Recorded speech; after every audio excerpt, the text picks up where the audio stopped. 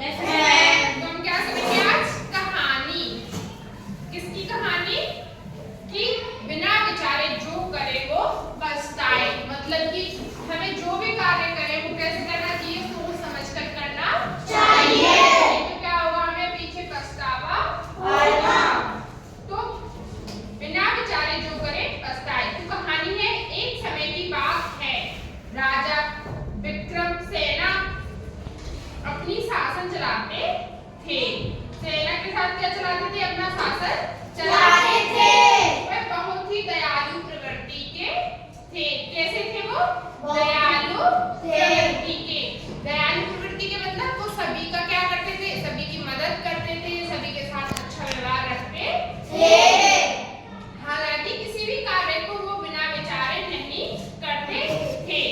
वो जो भी काम करते थे पहले उसमें क्या करते थे? विचार करते थे। जो उनका स्वभाव बन गया। उनका कैसा स्वभाव बन गया? कि जो भी वो कार्य करते क्या करते? पहले उसमें सोच विचार करते। जो उस राजा की सबसे बड़ी कमजोरी थी। ये भी एक कमजोरी थी क्योंकि वो जो भी कार्य करता पहले क्या करता? सोच विचार के करता। राजा के पास एक चिड़िया थी जो उन्हें अपने प्राणों से प्रिय थी। वो चिड़िया कैसी थी? अपने प्राणों से भी ज्यादा प्रिय थी। जैसे कि कोई होता है ना घर में, जैसे बच्चों को क्या है? मम्मी, हर टाइम मम्मी चाहिए हर काम के लिए। तो वो भी मम्मी भी तो प्रिय होती है हमारे। लेकिन उस राजा को कौन था? एक चिड़िया थी, वो भी अपने प्राणों से भी प्रिय थी। राजा जहाँ कहीं भी जाते उस चिड़िया को अपने साथ ही लेके जाते। राजा कहीं भी जाते उस चिड़िया को अपने साथ ही लेके जाते। एक क्षण के लिए भी उसे खुद से दूर नहीं करते, हमेशा उसको अपने पास ही रखते। क्योंकि वह चिड़िया को बहुत ज्यादा ही पसंद करते थे। राजा की तरह चिड़िया भी उन्हें पसंद करने लगी थी। एक बार क्या हुआ? एक बार चिड़िया ने राजा से कहा कि वो अपने परिवार वालों से मिलना चाहती है। तो उस दिन चिड़िया ने क्या कहा? कि वो अपने परिवार वालों से मिलना चाहती है। यह सुनकर राजा ने उसे तत्काल जाने की अनुमति दे दी। जैसे ही राजा ने सुना कि चिड़िया अपने परिवार वालों से मिलना चाहती है तो राजा ने क्या दे दी? तुरंत अनुमति दे दी। चिड़िया अपने परिवार वालों से मिलने के लिए काफी प्रसन्न हुई। जब कोई भी अपने परिवार वालों से मिलने जाता है तो खुश तो होता ही है। आप भी तो खुश होते हो ना? जैसे स्कूल से जाते हो, हम घर जा रहे हैं, खुशी खुशी जाते हो ना स्कूल से। और कहीं भी जाते हैं तो भी खुश होते हैं। जब वह अपने परिवार वालों से मिलकर उस राजा के पास आ रही थी तो चिड़िया के पिता ने राजा को देने के लिए एक अमृत फल दिया। जब वह अपने परिवार वालों से मिलकर राजा के पास आ रही थी तो उसके पिता ने, चिड़िया के पिता ने क्या दिया? अमृत फल दिया। चिड़िया खुशी खुशी उसको लेकर राजमहल में जाने लगी। चिड़िया भी खुशी खुशी आई कि मेरे पिताजी ने राजा के लिए क्या दिया है? अमृत फल दिया है। और उसको खुशी खुशी लेके कहाँ आने लगी? राजमहल में आने लगी। महल दूर होने की वजह से रास्ते में ही रात हो गई। लेकिन महल क्या था? काफी दूर था।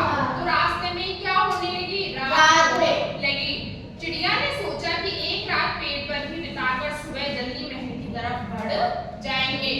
जब रात होने लगी रास्ते में तो चिड़िया ने सोचा कि एक रात पेड़ पर गुजार देंगे और फिर क्या निकल जाएंगे? राजमहल की तरफ निकल जाएंगे। चिड़िया रात में वहीं एक पेड़ पर बैठ गई। उस पेड़ के नीचे एक सांप रहता था जो बहुत भूखा था। भोजन की तलाश में सांप ऊपर की तरफ आ गया। जहां चिड़िया के समीप रखे अमृत फल को सांप ने चख लिया। उस फल को किसने चख लिया? सांप ने। जिस वजह से वह फल कैसा हो गया? जहरीला हो गया। चिड़िया को इस घटना के बारे में कोई जानकारी नहीं थी। चिड़िया को नहीं पता था कि सांप ने इसको खा लिया है। अमृत फल को लेकर वो महल की तरफ जा पहुंची और पिता के द्वारा दी गई भेंट राजा को दे दी।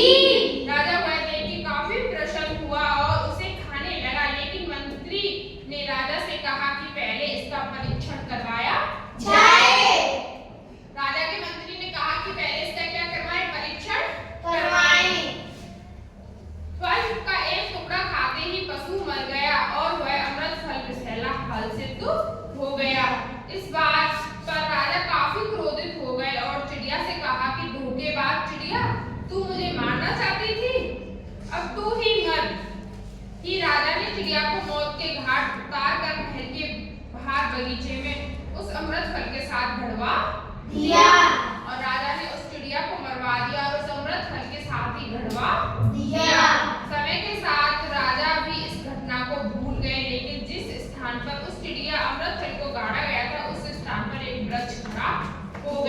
जिस पर कई अमृत फल लगने लगे थे।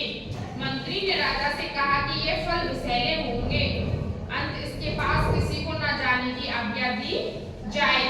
सम्राट ने आदेश जारी करते हुए पेड़ की चारों तरफ ऊंची ऊंची दीवारें बनवा दी ताकि कोई इस पेड़ तक पहुंच ना पाए।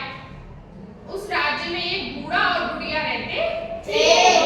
एक बुढ़ा और बुढ़िया रहते थे जो भयंकर कोढ़ रोग से ग्रसित थे। उनको क्या था? कोढ़ था। कोढ़ होता है, फोड़े फोड़े होते हैं, उसमें से खून निकलता रहता है।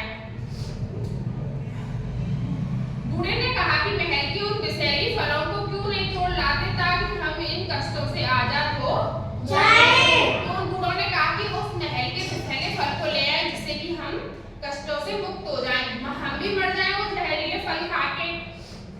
बूढ़े ने अपना प्रयास कर महल से विषैले फल प्राप्त कर लिए और दोनों ने आधा आधा फल खाया, लेकिन इस फल खाने के बाद दोनों बुढ़ा बुढ़ी रोग समाप्त हो गया। लेकिन उस फल को खाते वो मरे नहीं। क्या हुआ? उनका कोढ़ समाप्त हो गया।